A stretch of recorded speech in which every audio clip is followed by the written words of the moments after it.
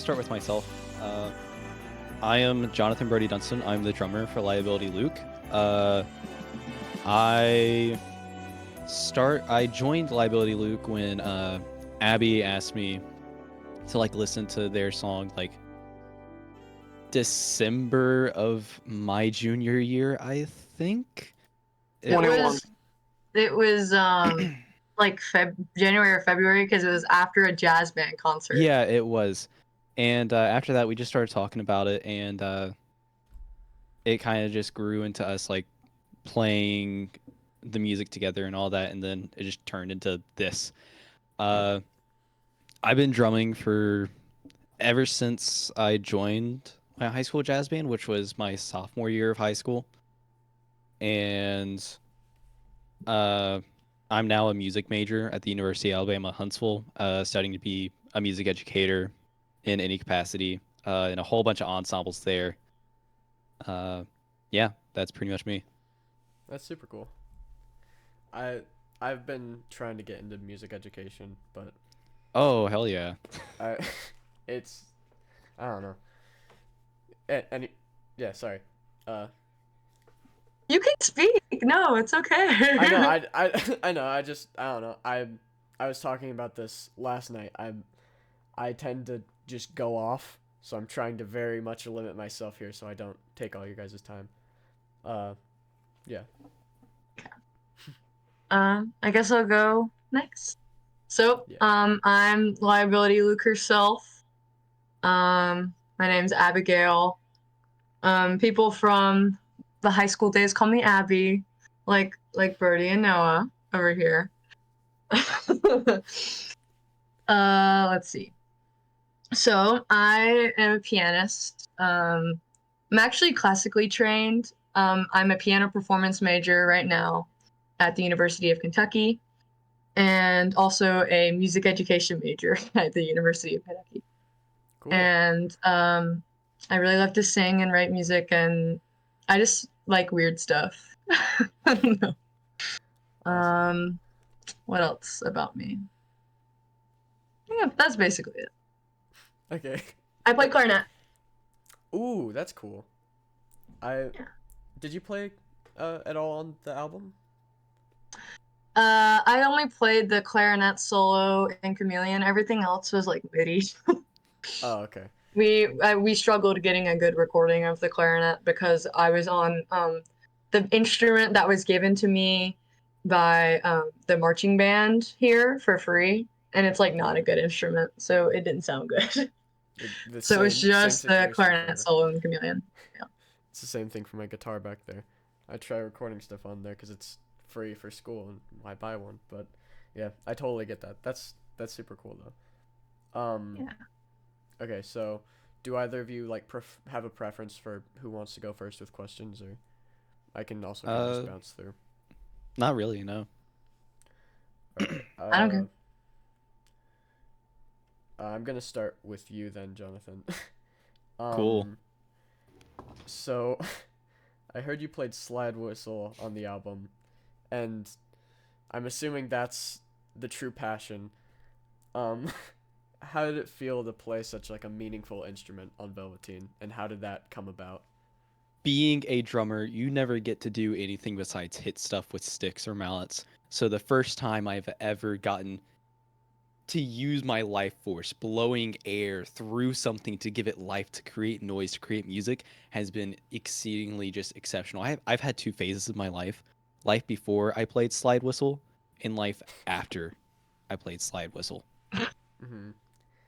And I think we all, you know, um, uh, okay.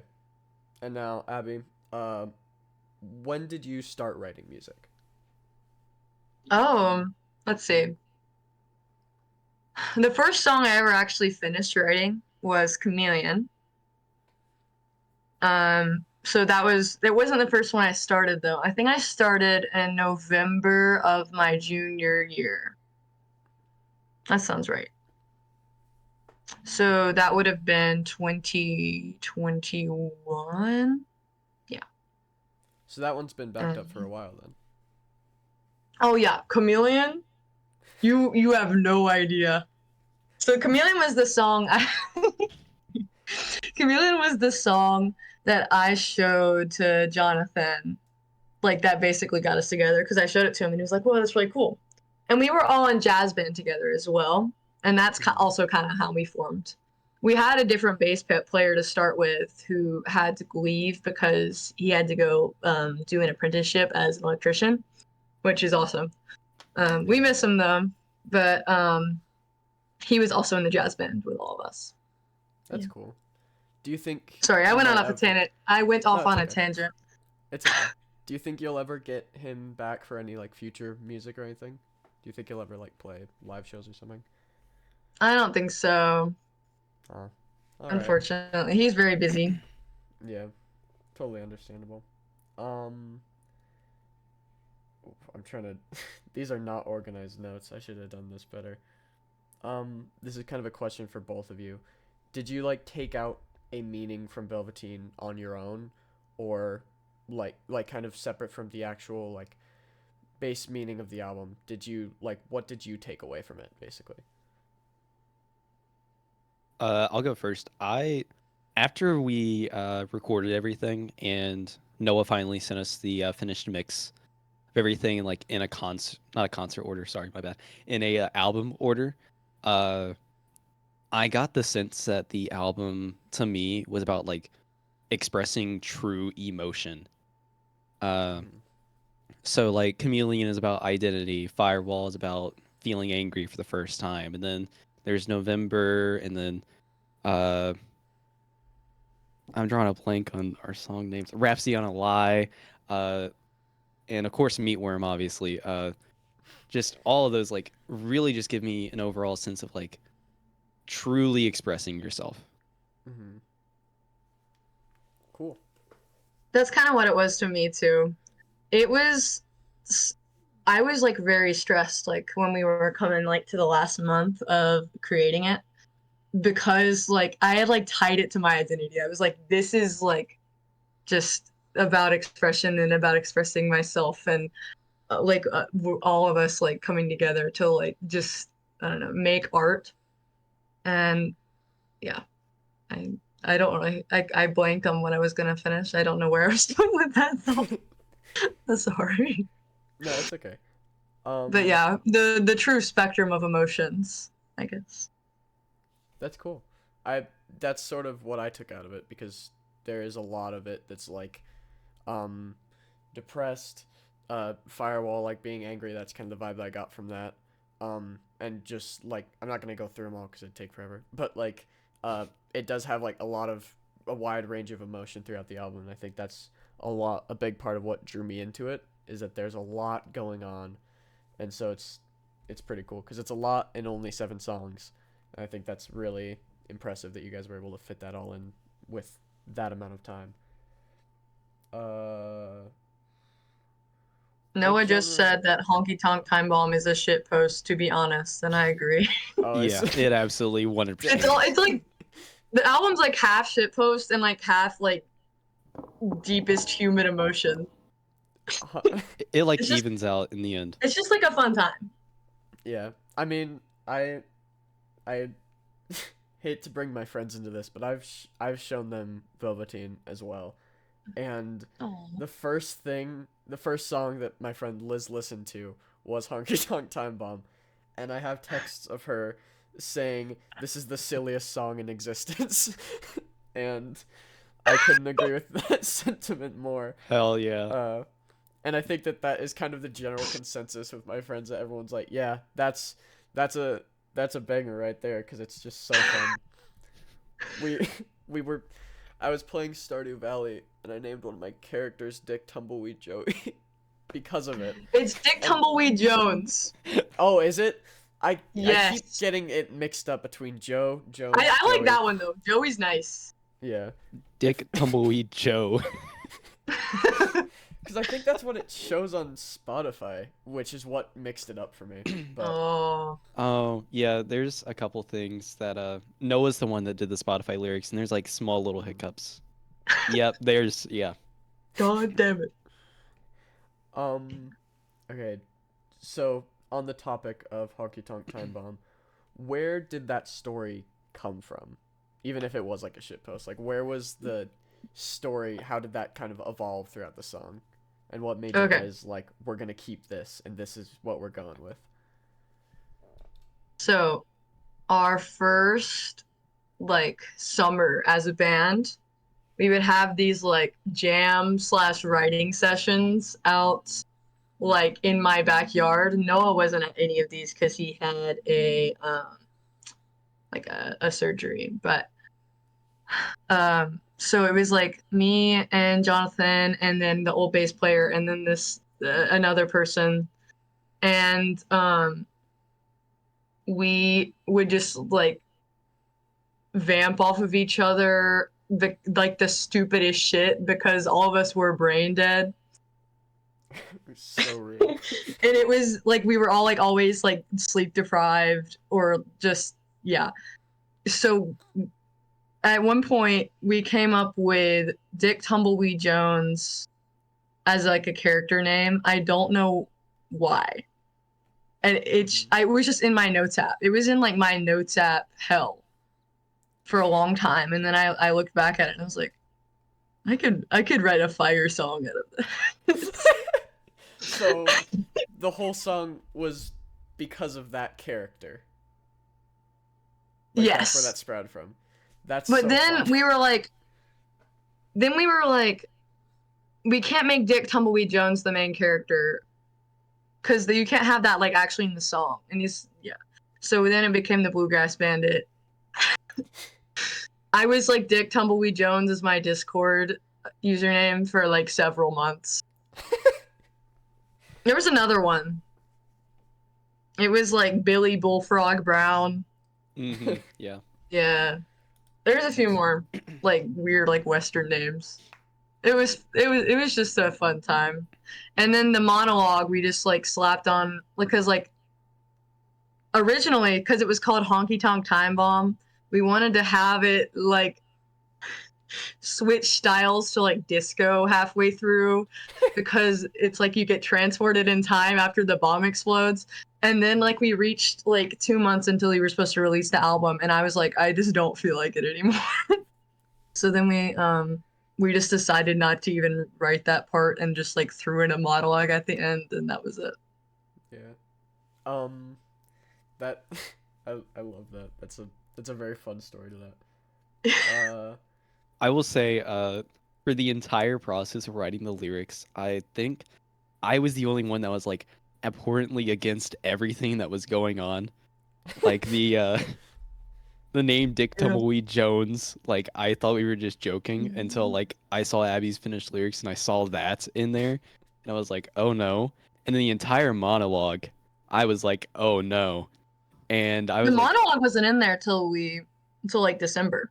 "Yeah, I know." And I was like worried. I was like, "Oh, this is going to be weird." And then like when the final product like fully came together, I finally saw the vision. But I was like You were so enlightened. concerned the entire time that we were just making something just like It was also my too least weird. favorite. It was my least it's still my least favorite, but you know, Yeah. it was fun. That's what It was matters. fun. It was fun. Yeah. I think I think that in terms of like the musicality of it, the drop for that one after the explosion is that one is my favorite on the album. And I can't explain why. I think it's the organ that goes on in the background, but every time yeah. I hear it I'm just like, "Gah! That's great. I love that." Okay. Jonathan, this is for you. When did you start writing Firewall, and where did that inspiration come from?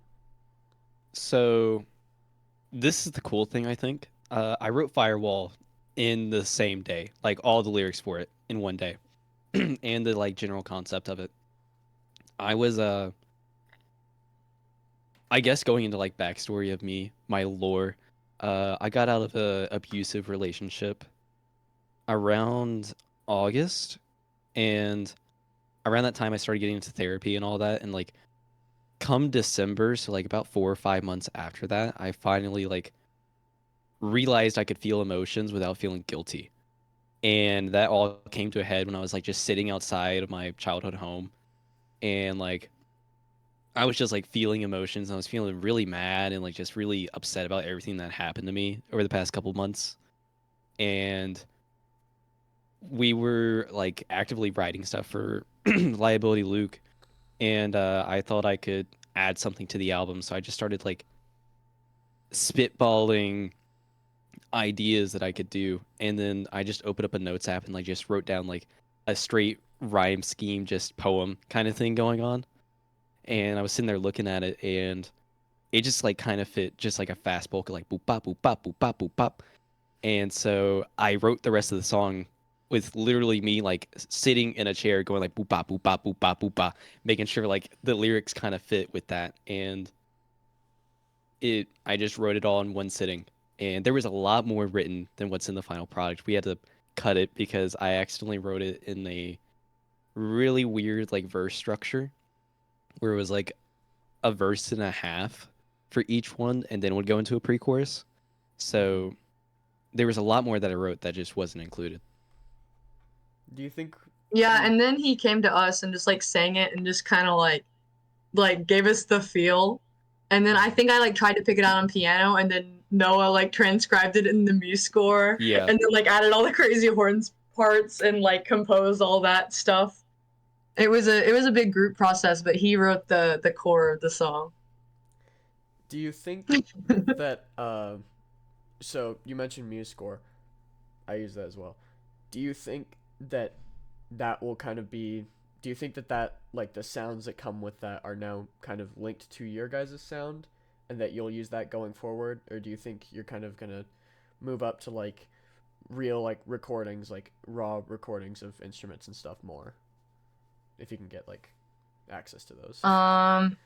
So personally, I think the goal is to have real instruments. I always think real will sound better than a MIDI instrument.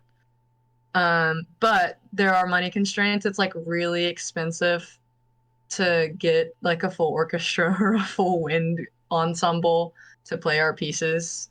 Yeah. We actually looked into that just for like one song. It was like $1,200 or something, and we were like, no thanks, new Yeah. score. Jeez. But now we're in college, all of us, and we have some more connections, so maybe next album we'll have more real horns. I know for certain I'm a percussionist, and Noah's also a percussionist. For a couple projects we're working on, we already like plan on recording live percussion at least. And some of the tracks we've already recorded do have live percussion. It's like that aspect's already like just really just the real raw sound you would get instead of like muse score and MIDI sounds for percussion. That's cool. I think that's gonna lead to like future music having a cool progression of like this is like early style and then it like slowly gets to like the magnum opus. So I'm very excited to see where that will all go. Um what did either of you like pick up any instruments and learn them specifically for this album, or did you kind of just know them all and put in whatever you knew or like whatever felt right in the moment? I'll say I learned different styles of music to play for this album. Rhapsody on a Lie specifically. I'm originally a jazz drummer, Yeah. but there's certain parts where like I don't remember the lyrics for that section, but I play a really nasty fill that's all across the toms. That was the hardest Mm-hmm. part for me to just get together. And cuz it's really just hand and feet independence going on all at the same time. That's a style I've never played in before, but I thought it sounded really cool when I wrote it, and I was determined to get it down. Cool. It was good. Oh You did yeah, a good job too. Yeah, yeah, I think I it know worked what out. part you're talking about, but I can't say it off the top of my head. Not that I can't say it. I can't think of it off the top of my head. Hmm. It's locked away. Um, yeah, I think that kind of leads me into another question too. Do you have, if it might be that one, do you have like a drum fill or a part that you wrote for percussion or other that you're like most proud of on the album?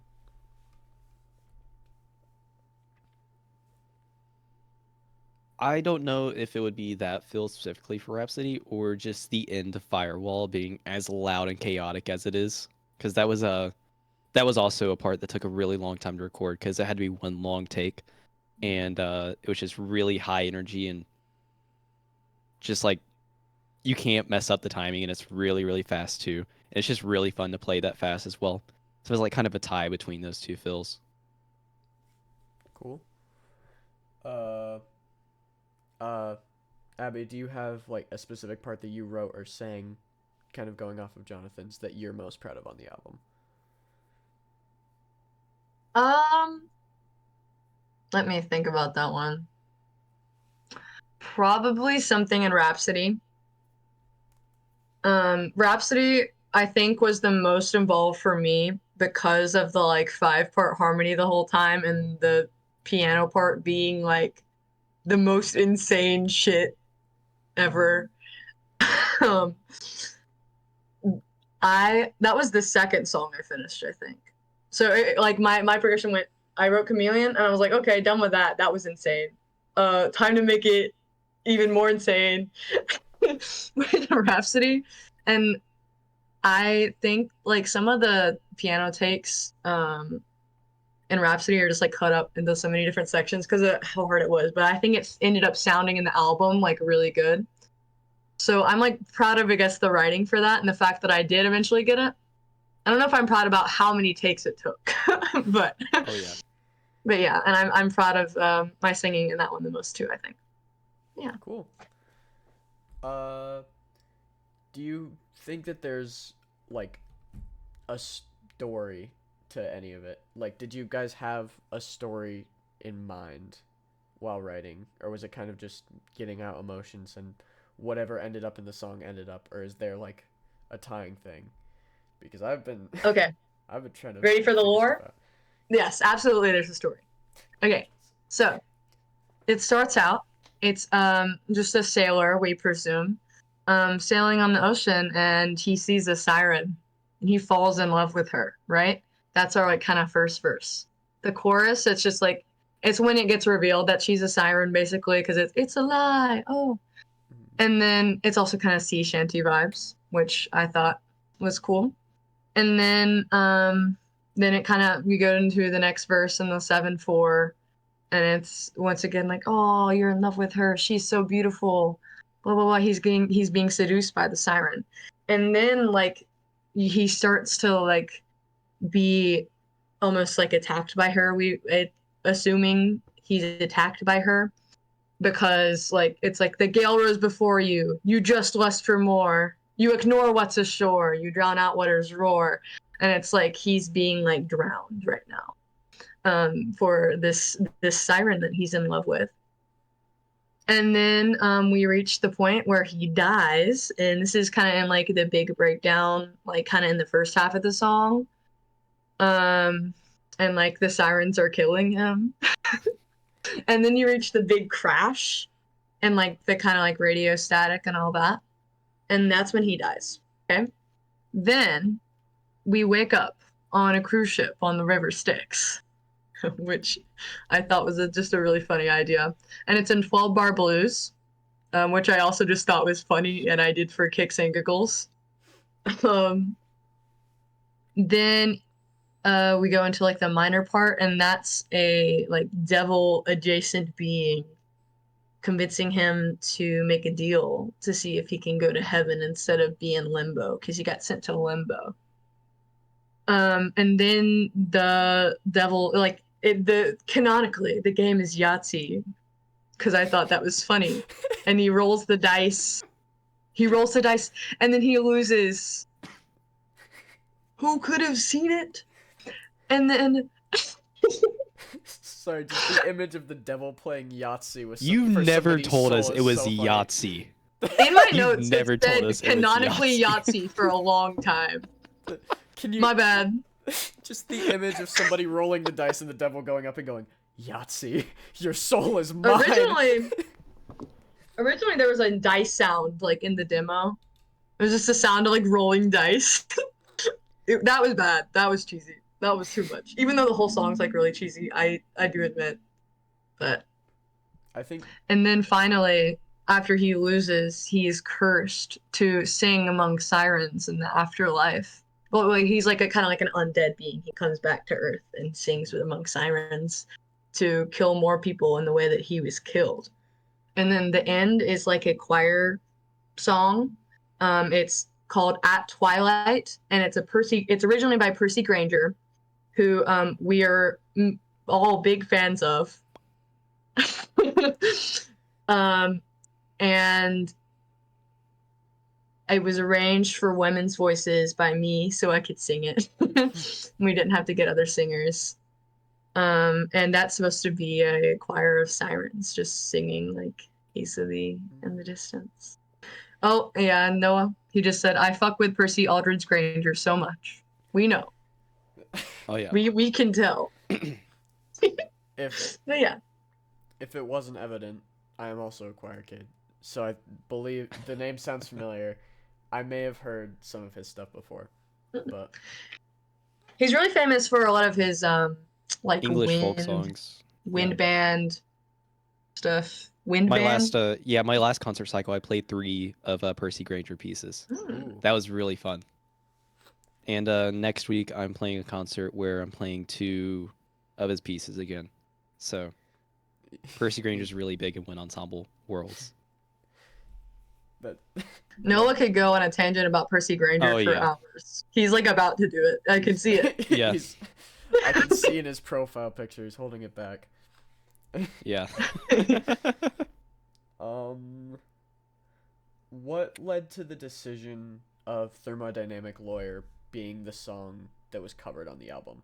Like, did you have any other ones that were in, like, competition for that spot? Like, what made that the final decision? So we actually just made Thermodynamic Lawyer before we even knew we were gonna have an album. Like that was actually the first like finished product we had as Liability Luke. It was just on like a YouTube video. It wasn't actually released anywhere. And then we got to the point we were originally gonna have an EP, and then we reached to the point where if we just added like an interlude track like Meatworm and then our cover of Thermodynamic Lawyer, we could just have an album. And we were like, why not? We'll just have it be a little ragtag album. So we just put it on there because we thought it was cool, and it just added like the extra aggression we needed in the album, I think. Cool. You mentioned Meatworm. So Noah gave me the real explanation for this, but I recently found something. It's not focusing. Whatever. It's a Reddit post. Okay. 2-sentence horror. Barry loved to play in the snow, but so did the meatworm. Yep. Is that where that came from? I got it off of 2-sentence horror. Okay. I was about to say.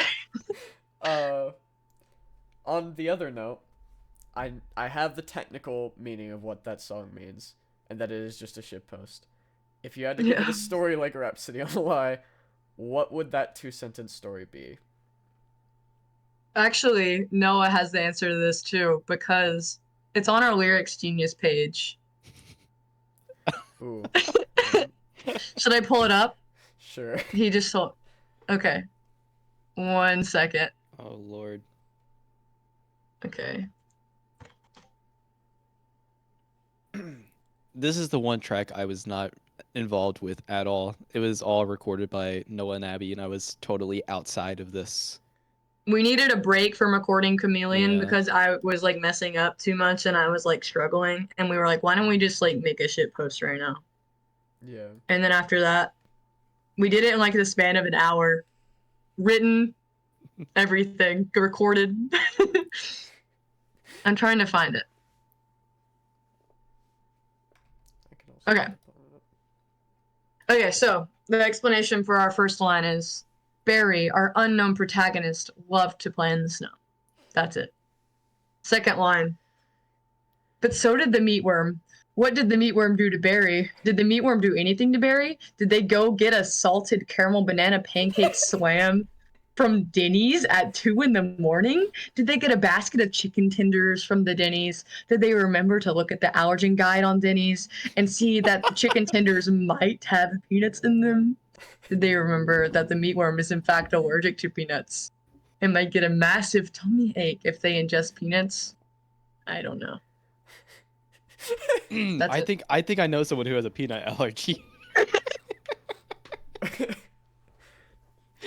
Someone.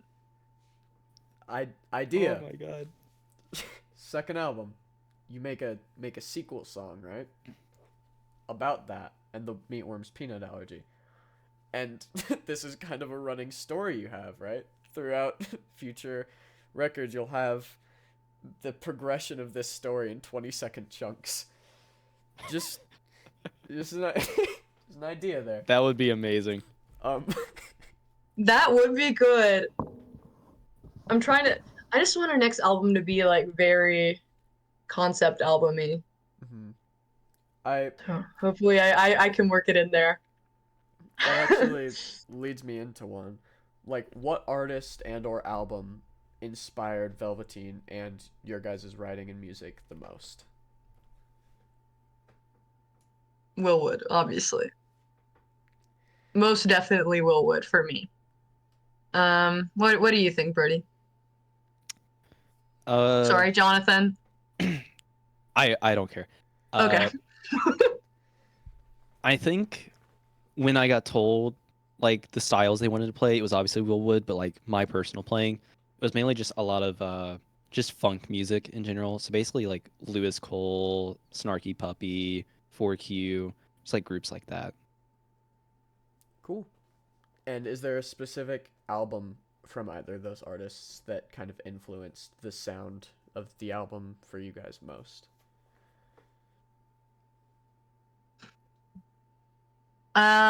I think all of just Will Wood in general kind of influenced it because some of our songs sound more like the normal album, some of it sounds more like Selfish, and one is literally a cover of a song from his first album.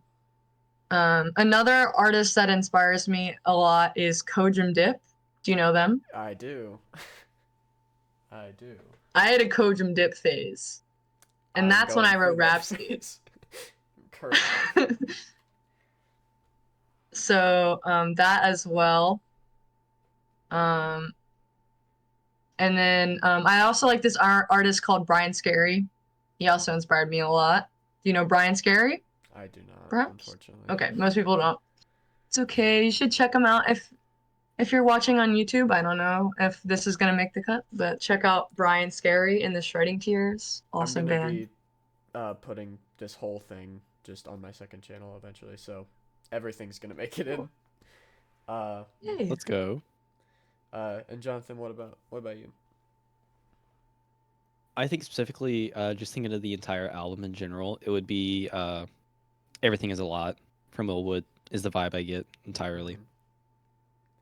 I think I do kind of get the same thing that Abby was saying with like it kind of being all of Will Wood's music, because some of it feels more like In Case I Make It, some of it feels more Selfish, and I think that's another big reason why I fell in love with the album, because I was going down my Will Wood hyperfixation, and then I found the Thermodynamic Lawyer cover that you guys did on YouTube, and then was like, oh, they have an album, I'll go listen to that. And then I'm like, this is like all of the good Will Wood stuff in 7 songs, and it's become my new hyperfixation. Aww. But yeah, I had a whole That's so sweet. I had a whole rant about that last night. So I'm not gonna get into it right now because it took up like 30 minutes. Like for Chameleon, you said that's the first one that you wrote. Did you write the beginning of that song first? Did you write it like in chunks? Because the beginning feels almost detached from the rest of the song, and I kind of had a feeling that was almost like part of a different song. But was it like put in there from a different song, or how did that come about? Like, what is the meaning of the first half? Sorry, didn't mean to cut you off. I thought you were done. No, it's okay. So yes, you're on the right track. It was written first, an instrumental intro, kind of, and then like no outro at all, I think. And then I ended up adding lyrics to the outro, and I was like, well, what if we put lyrics in the intro? but it originally just started out like the name of the song was actually just Mask. And the chorus, the original chorus was not Chameleon, it was I am the mask. It was the lyrics on the breakdown. Mhm. And like the lyrics like went through a large transformation as well. But yeah, I do like to think of the intro and outro as like separate from the rest of the song. They're like Chameleon, and then there's like the framing of Chameleon, I like to think. Because I feel like it also puts more of a like more like philosophical and like almost like optimistic look on it in that framing as well, instead of just being like, I hate everything, you Yeah. know, which is kind of what the middle of the song is, right? Mhm. Is like, yeah. I kind of The intro used to actually be longer too. That's about cut down like 60% of time because there used to be a whole piano interlude between like the lyrics, and then like Abby would play another phrase, and then it would like retardando into the big impact starting the song. Yeah, we had to cut it. ah. That song's too long. Yeah. Do you think that you guys will ever, if you know Tally Hall, they have like a demo album thing. Do you think that you guys will ever release something like that of songs that maybe didn't make the cut, or songs that weren't quite finished but you might finish one day? Are there like any songs like that that we might see eventually? So, as of right now, all of my finished songs are on the album, other than like ones that are gonna be on the upcoming album. I'm not a super prolific writer. I just like I'll write a banger and then not write anything for 6 months. So it just goes like that. Um, we might release some demos, maybe. I don't think they're a lot. Most of them are worth listening to. Yeah. But maybe if our upcoming album does well, we could do demos of our upcoming album and release those. Yeah, that sounds cool. Cuz I don't know why, but demos are like a big thing for me for artists cuz I'm like I want to know what happened behind the scenes and what didn't make it. But There might be some on our SoundCloud, because that's where I used to just post stuff like as I made it. I would just post like a demo on SoundCloud. Nobody ever listened. There was like one person from SoundCloud, and then they like commented on our YouTube video, and we were like, it's "It's the them. guy, our only Yeah. fan." Yeah. I Shout I will out say- OMJ on Spotify or on SoundCloud. been with us from the beginning. No, but For definitely our demos that we had, extremely different than the final product that were on SoundCloud. Like night and day difference. So I could definitely see like the demo, like behind the scenes, what happened throughout I'll time. I'll look into some of those and I'll put those in the video because I think that if that's okay with you guys, of course. But I think that that's kind of like an interesting thing to have that comparison. Um. What challenged you both most on this album? Like, what was the most challenging part of it? For me, it was learning that less is more. Uh, when recording everything, we attract all the other instruments, and I think Abby already had time to record all the piano for most of the tracks. So I was like the last person to like get to work on it.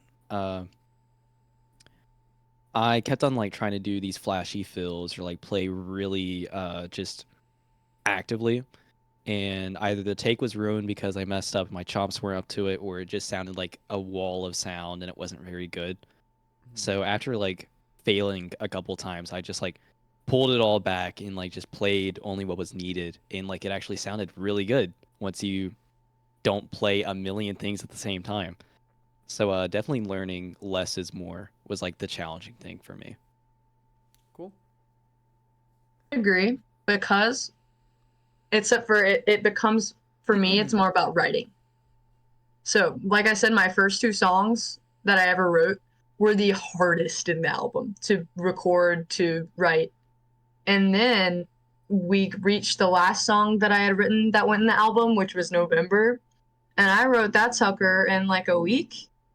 and we recorded it like so fast, and it was so easy, and it sounds great.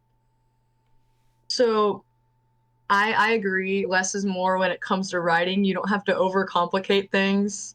As much as I think Rhapsody in a Lie is like kind of fun, we didn't have to make it that bad, you know? But yeah, Yeah. I would agree. Just challenging myself to like not go overboard. You brought me back to the point I was gonna make earlier, but Rhapsody on a Lie. This isn't really a question, but it was just something that I wanted to say for some reason. I just felt like this needed to be said.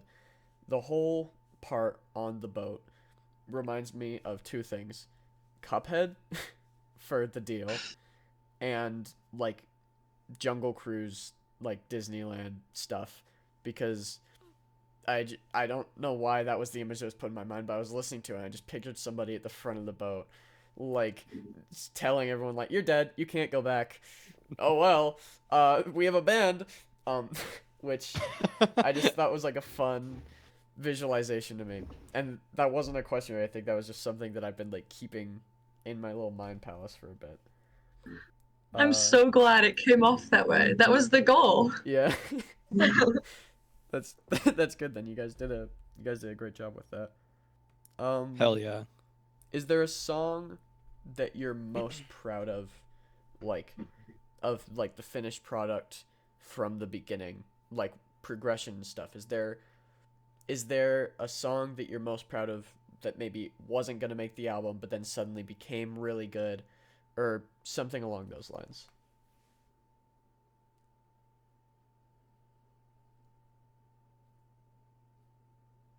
I would say for me, just Firewall in general, because that's the only one that like actually contributed the most on. Uh, I was surprised that when I showed it to them, because I remember I just messaged in our server that like, hey, I wrote something, I think it's pretty okay, and they're like, we'll check it out, because this is while we were still thinking we were doing the EP. And so we all met up at Noah's house, and I sung the lyrics to them, and they kind of gave me this look like, what the fuck is this? And then like I had to like insist like, no, no, trust me, and like I want it kind of like this style. And then Abby was like able to like play it on piano. I was like, that's exactly it. And then Noah did something on MuseScore, and I'm like, that's exactly it. And then they finally like fed into the image, and like it went from being like something I just rambled on about for like 3 minutes sitting in Noah's house to like actually becoming a full product, which is really neat. Cool. I also agree with that one. Because that one was also like the most last minute. And I think we pulled it off really well. Mm-hmm. Yeah. Do you guys think there's any reason behind the track listings, like why November is first, why Chameleon's last? Is there like a reason behind that you had, or is it kind of just this one feels right with whatever like contrast or however it worked out? So when we were making the album order, my thought when it comes to like track order in albums is that your best songs are like number one, number two, and then the last one. Or like your most like high energy at least. Or like one, two, last. So then I was like, okay, I think I want Chameleon last. I want to end on like that the note of just I don't know. I liked the end of Chameleon. It was my proudest like lyrics in the album, and I thought it was like very like reflective. And then I wanted to start also kind of on the reflective note, like the beginning of November. So we put that there, and then we were like, oh, Firewall's banger, great energy. It'll keep people like engaged. So we put Firewall second. And then after that, everything else just kind of fell into place, thinking about the transitions between the songs. And then like we knew we needed like thermodynamic warrior near the end because that one was also like kind of like ramping up in energy till we get to Chameleon. Cool. Uh, uh, for like the recording process, was there one that was either the hardest to record, took the longest to record, or the most fun to record?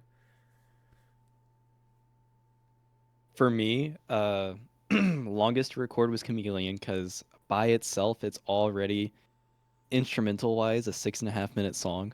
Mm-hmm. Uh, the hardest to record was Rhapsody because of all the style changes and like all the technical just like things you got to work around, the time signatures and all that.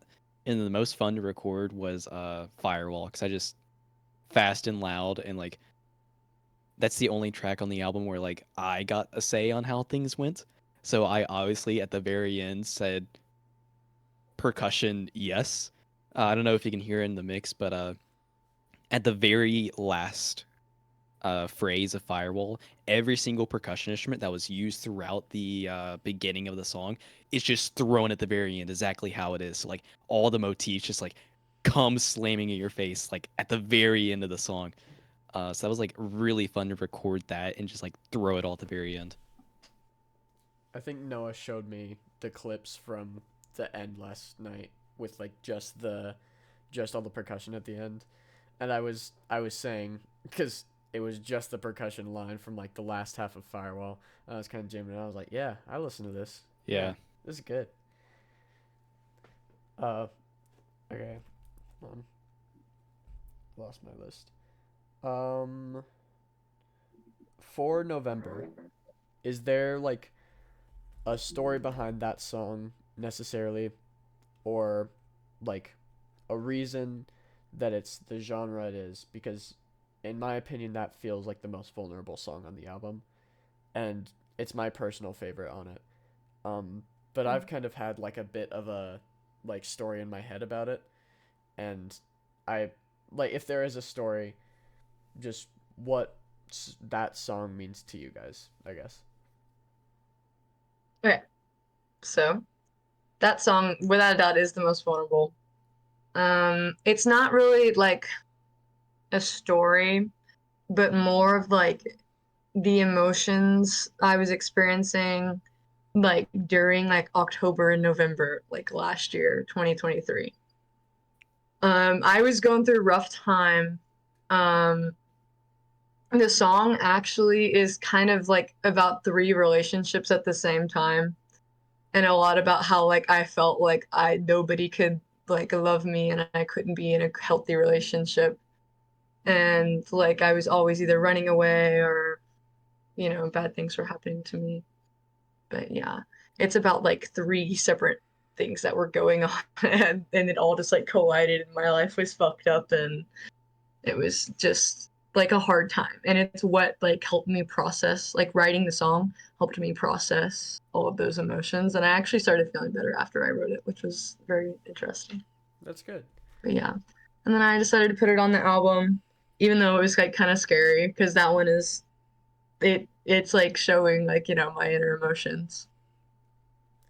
But I felt like other people could probably like benefit if they were going through something similar.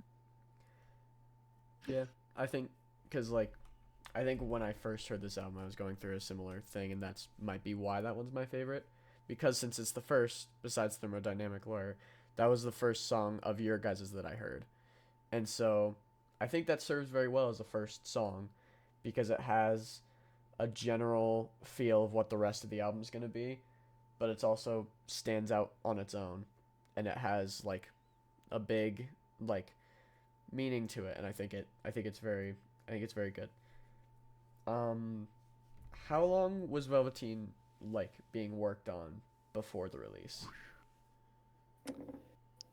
If you count just like Chameleon being the first thing, like the starting point to February 14th, 2024, that would probably be at a minimum 2.5 years.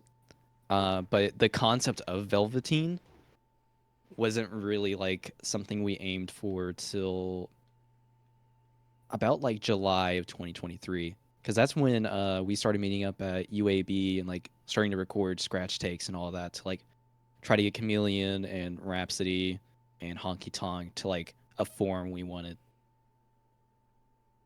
Cool. Um, is there a reason you chose Velveteen as the title for the album? Because obviously it's like it's at the end of Chameleon, which is again why I think Chameleon is a good ending song, because it has like the name of the album in it and it's just like, ah, that's She said the thing. That's the name. So is there like a reason that you chose that over any other name though? Actually struggling to come up with an album name for a while. Um, what are some ideas we had? I can't remember. None of them seemed to fit. We were trying to go for what is it called when a word repeats with the same letter over and over again? Alliteration. Yeah, alliteration. We were trying to aim for alliterations because what the brainstorming session was thinking about Honky Tonk Time Bomb, trying to figure how we're going to do that song out. And then we were talking about album names. So we were like in a funny mindset for a little bit. And then someone spit out Velveteen. And we were like, yeah, it was you? Yes, because I was reading through lyrics. And I was reading through the lyrics of Chameleon just to like see if I could find a word or phrase. And I saw Velveteen and I was like, it's that. And then I said it and everybody was like, yeah, we did it. We found one. So like, I think, what does Velveteen mean to you, Abby? Like the word itself? Because I had my own headcanon for it. Have y'all ever seen The Velveteen Rabbit or read The Velveteen Rabbit? Yeah. Okay. So that was a movie I had on like repeat as a child, which I think is very funny. Because it's basically about a toy rabbit that wants to become real so he can like just like better love the boy that is like playing with him as a toy. And it's like kind of it's almost like about identity, but it's a children's book. And it's just like very interesting. So I remembered that movie while I was writing Chameleon, and then I decided that was like an amazing metaphor to talk about like what even is real. There's this whole quote from the Velveteen Rabbit, where like the rabbit's asking like his mentor, I can't remember, about like how do you become real? And then the mentor is like, well, you don't become, or like, I need to find the quote. Actually, don't leave that in the video. I don't remember it actually. I just that'll make me look dumb. I'll put it. I don't remember the quote. Also, I'm on a tangent. Anyways, Velveteen basically is like fake velvet. It's opulent. It's in your face. It's like kind of over the top, but it's not real. It's fake. It's kind of a mask in a way, and I thought that was a good metaphor for Chameleon. And then I ended up realizing it also works for Rhapsody. It also works for Thermodynamic Lawyer, I think. And I like you could make a metaphor with Velveteen for probably any of the songs in the album other than Meatworm. Maybe Honky Tonk Time Bomb either, but and I just thought it was a kind of good like overlying thing. And then that's also kind of how we made like the idea of that album cover, which is actually right here on my wall. Oh, that's cool. I didn't know that was like a unedited thing. though. Yeah. But it's just like opulent in your face, but it's fake. There's something like ugly underneath. I think isn't another characteristic of Velveteen is that it doesn't last long. Though like it looks nice, but it pulls apart easily, which is kind of what I took from that. And I did think Velveteen Rabbit too, because I watched that a lot as a kid, and that's why like that's why the rabbit's on the cover. But I was like, when I pictured who Barry was playing in the snow, I thought it was a rabbit because of that. And I was like, oh, it all makes sense. And that's why there's X's over the eyes, because the meatworm got it. And then like later I was like, oh, wait a minute. Never mind. I figured it out. The lore. I know, I've cracked it. You guys don't even know. I'm writing. That was oh my god. I'm writing. That's amazing. I'm writing this. No, it's canon now. It's canon now. Yes. Yeah. You're part of Liability Luke canon. Let's Just go. go! I've been writing the script for my video, and a lot of it is me clearly like playing MatPat for a minute and trying to like string together all these things and being like, what does November like? I have like a stand-in for like the character, which I now know is you, but like I kind of put it together as a story, and I named the character Judas because that's the name that's thrown out in the song. It's like toxic relationship and everything, and I have this whole like poetic thing written out, and I remember writing that at like 11 p.m. one night and coming back the next day, and I'm like, damn, that's crazy. I wrote that. And then Firewall, That's I have one. fire. Honky Tonk Time Bomb, I'm kind of just gonna do like an animated segment of a summary of it. And then Thermodynamic Layer already has a thing. Meatworm has been the toughest to figure out because I'm just like, how does it tie in? What does it mean? And I was thinking of that for weeks. And then Noah was like, yeah, it was kind of just like a shitpost thing. We were just playing with percussion. I was like, God, no, no. There's something back here. You're just hiding it from me. You're gonna force meaning into the shitpost. Yeah, I'm. So I'm very excited to have like a coherent thing for this because that's how I tend to view albums in general. I tend to view them as a coherent story, and even if it's not, I'm gonna make it one. So I think that it's been a lot of fun listening to Velveteen a lot and trying to like memorize the lyrics. So if I hear something from another song that reminds me of another one, I'm like, connection. Write that down. Yeah. I think that's really cool. I really enjoy that you try to find your own meaning in our songs, and I think that's what writing and releasing music is for, Yeah, because to just see what other people think and what they can come up with based off your art. I like it. I think that's something that I talked about a little bit is that I think that it's kind of really cool, not kind of really cool. It is really cool that your guys' music can have a linear meaning to it like November does, but it feels like there's also something more, and that's what is now subjective to anybody, which I think is a difficult thing, and I don't know how you do that because getting a meaning through and then also having a meaning, but it's like you got to figure that one out, is something that's really cool in music, and that I don't know how you do that, but it's been something that's very interesting for me to listen to, and it's very unique, and I really like it. Thank you. Of course. Uh, I I don't have a lot left. Jonathan, do you have a specific like drummer from a band or some artist that inspires your genre or work the most? Uh, it depends on which style I'm thinking of. Like, for funk specifically, it's like Lewis Cole because he's just like cracked. If you know what clowncore is, Mm-hmm. that's Lewis Cole. That's just ugh. If I'm thinking like modern jazz slash funk ish, Larnell Lewis, he's just a beast behind like being behind the drums and making both like a groove that is sounding good but also phrasing it melodically. That's just amazing. And then like if I'm thinking just like classic jazz, I really love bebop.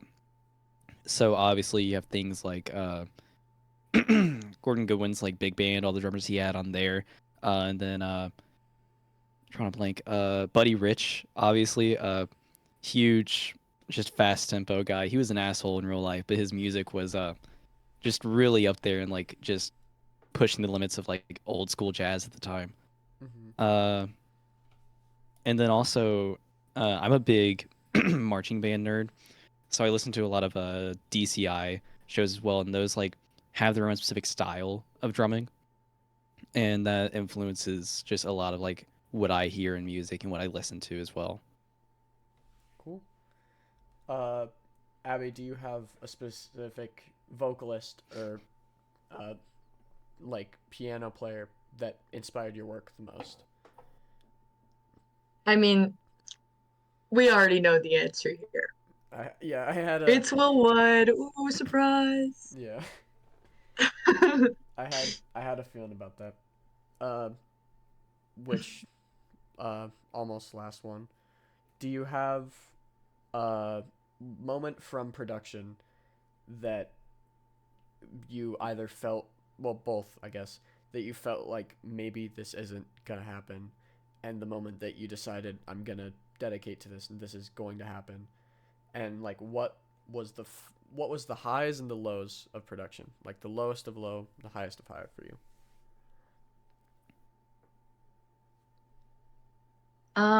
Let's see. I think my lowest low was when I was recording vocals. We were back to school. It was January. I had to record like all of the vocals and clarinet in like the span of a week and a half. Hmm. And I had to work around the media depot hours of my university, which are not good and not open on weekends at all. So I had to go after classes. I was just busy. I was like very stressed about if the album was going to happen. And there were just several, like my voice actually gave out. In Firewall, my voice sounds like especially raspy. That's because I tried to record all of the vocals in a week and I was not able to. And eventually, like I realized I was not going to be able to record Rhapsody because my vocal cords were so shot and all this. So we had to like delay the production of Rhapsody a little bit, but it ended up being okay.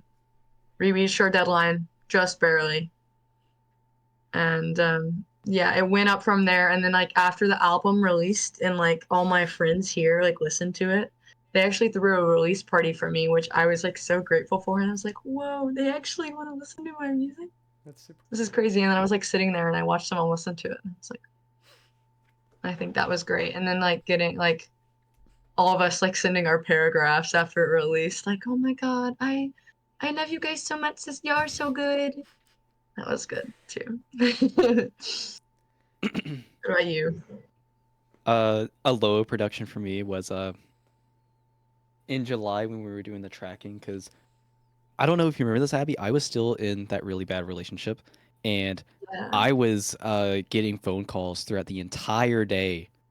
I don't know if y'all saw it, but like my partner was like yelling at me and like asking where the hell I was and demanding that I quit and like go back and like that. And also the tracking wasn't going really well because there was a lot of bleed over in the mics, and we were just really confused on how to do stuff. I just felt like dropping everything and just quitting and just staying in school, or like not that I quit school, but like just only focusing on school because I was a different major at the time and like just saying screw music at this point. But then the high for me was probably winter break, so like December, January, when all three of us were back in town in the same area. We were able to like brainstorm and record and like throw ideas out together instead of like miscellaneously through a Discord channel at different time zones and all that. Like we were able to sit down and like figure stuff out together again. Mm-hmm. And that's when I like really got confident like this would work. That's cool. I'm glad that like I the reason I tend to like to ask that question is that I like seeing the progression of like maybe this isn't gonna work out to like this is it, and like kind of that feeling of I've made it, because not just a choir kid, I'm a theater kid as well, and having I've had that for like a lot of productions that I've been in and stuff, and I think that that's something that personally is very important to me of the whole experience, and I just like hearing others like opinions on that. I don't. I think that's pretty much it. For the album art, what images like, what made you decide what to bring together? Okay. Here, let me take it off my wall. Okay. Well, actually, I don't want to rip off the paint. Never mind. I don't want to pay $200 to my dorm. I have to use a hairdryer. Hmm. But so it's like a collection of images from when we did the music video. There's one from a random like magazine from our hometown of a theater production that I accompanied that summer. And it's a picture of two people dressed like they're in Oklahoma. That's like in the bottom right corner.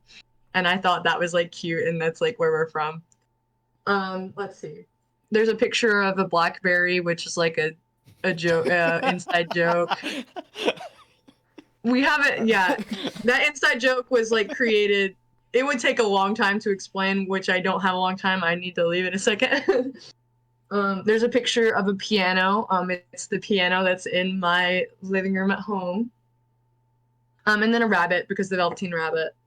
And then just like random stuff from like some like zines. They're of the radio station at UK, which is where I go to college. So like, see, look, I cut out like images from this zine, and I kind of like put them, I collage them on there.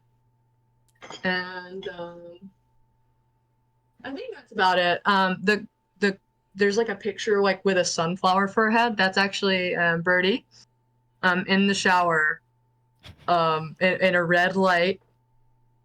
Yeah, there was a red light in my shower at home, which we use in the music video. But yeah, that's it. Do you plan on making any other music videos, or is Chameleon gonna be the only one? Oh yeah. For this album, probably not another one, but like we will have definitely more and like future albums and releases. Cool. I think that's basically it. So, do you guys have anything that you want, like sending off, any last messages or any things that you'd like to promote?